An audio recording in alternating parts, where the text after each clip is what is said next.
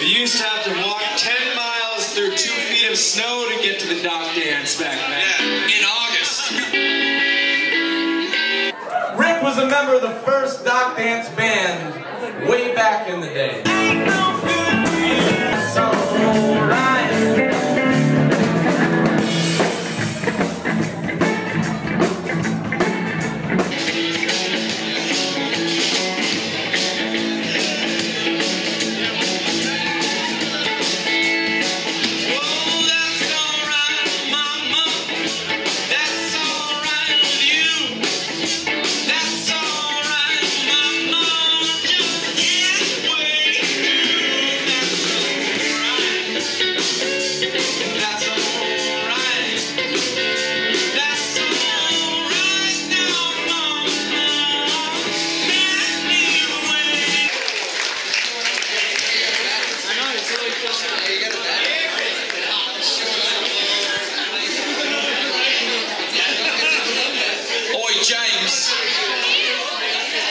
Jamie Green, you think you could join us on the drums?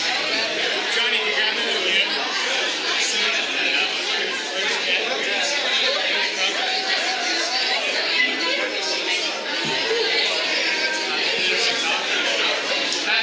Whenever you go get one. What's that? All right, guys. Oh, you got the roll. Thank you very much. Take it quick. Good job. So like I said, guys, so we don't play for money, it's a free show.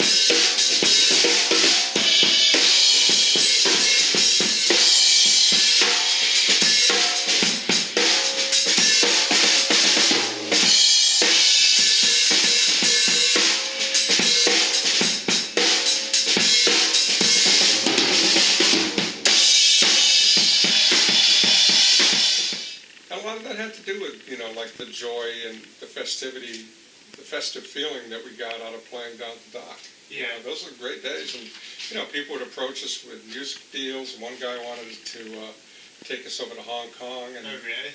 yeah, set us up over there, and it never happened, but... Did you guys play all cover songs, or were there originals, too? You know, I think back then, it was pretty much cover songs. Yeah. Yeah. I mean, later we played, you know, like Charlie writes original stuff, and I played in other bands that Charlie and I also played in that did all original stuff. Yeah. You know, and Charlie's written a lot of really good songs. And occasionally we'll put them.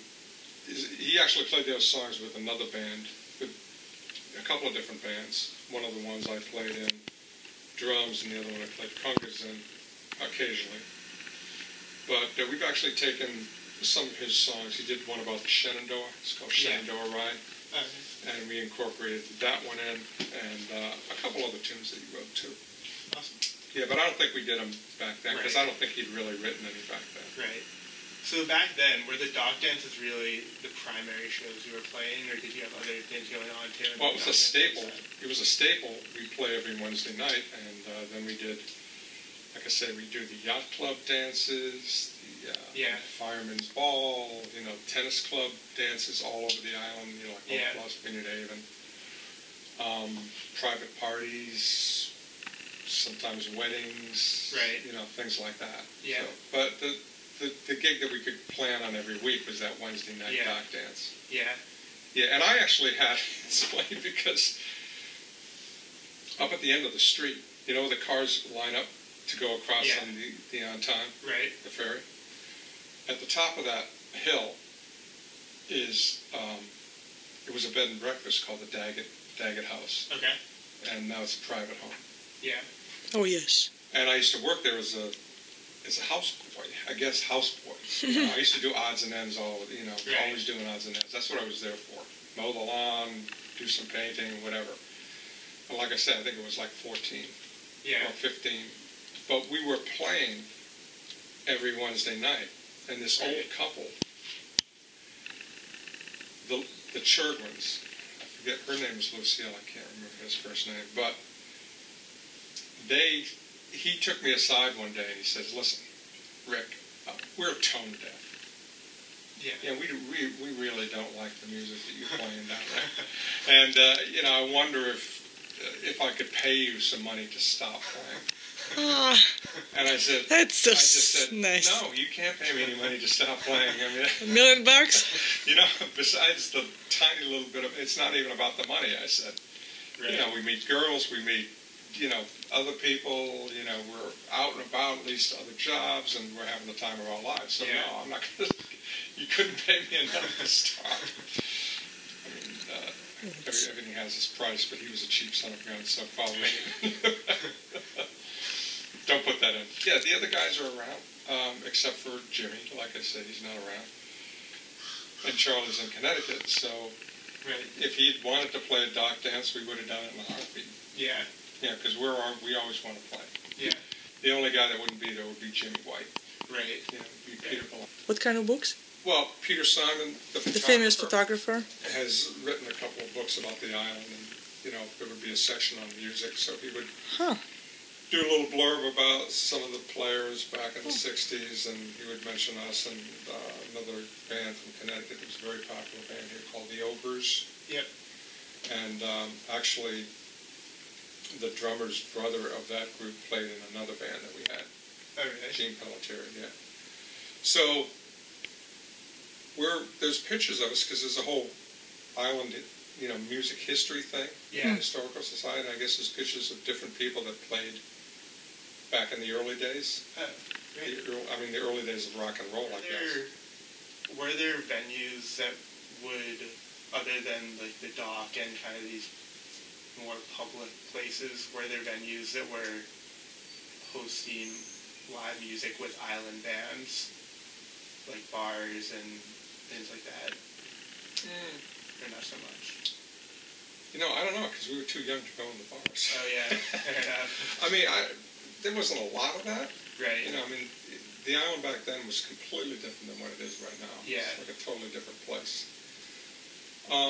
There wasn't like a big music scene, live music scene around. Right.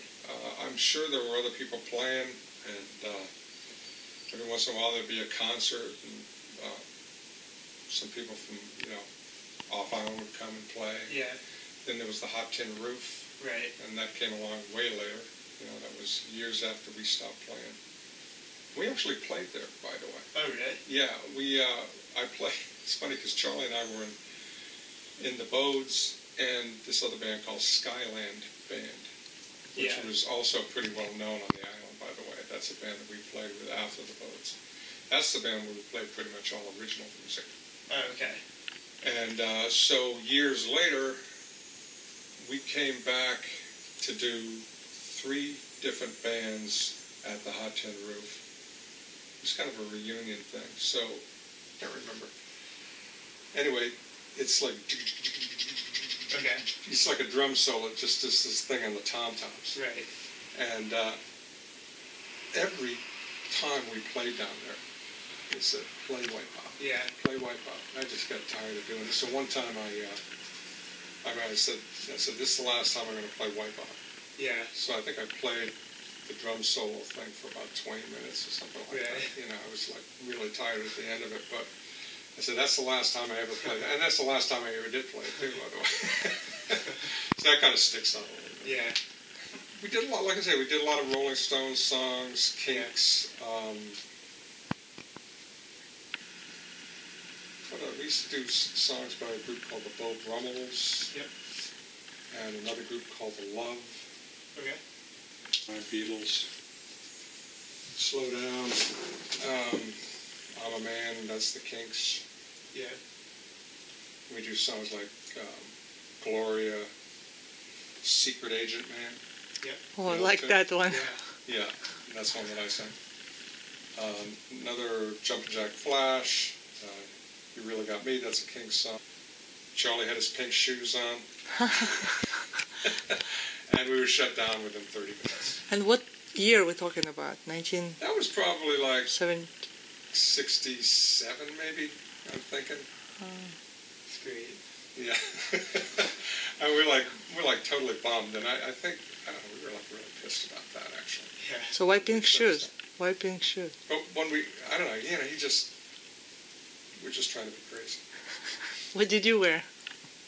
I don't know, I used to wear it. I remember one thing that sticks out of my mind, which is so totally crazy. I used to wear Madras shorts. Madras? Okay. Who wears Madras? Nobody. But I mean, I guess Madras was kind of popular then, but I mean, who does that now? Nobody wears Madras. Back then, I was thinking I was kind of a dork for wearing those. Yeah. But anyway, just, we used to experiment with putting different kind of glasses on, like the Bodes. We would do, songs by the Bodes. And Roger McGuinn would wear these little narrow pink glasses or something, or blue or yellow or whatever. We would do stuff like that. We just always fooling around. Right. Sometimes we would have a lot of different percussive toys, like cowbells and maracas and different, blocks, claves and things like that, that we would give to people to kind of come up and play with us, to improve, to hopefully improve on the whole, just add to the whole rhythm thing. Right. Usually it distracted from it because usually people didn't know what the heck they were doing. Yeah. So, picture that Jack Mayhew's mother took back when we were, I think, sophomores in high school, probably. So we were probably about 15, maybe 16 years old. And it was taken right next to the house that Jack grew up in. Turns out to 30 years, but that's us, skinny ours. Dust off bell bottoms. Let's continue that page.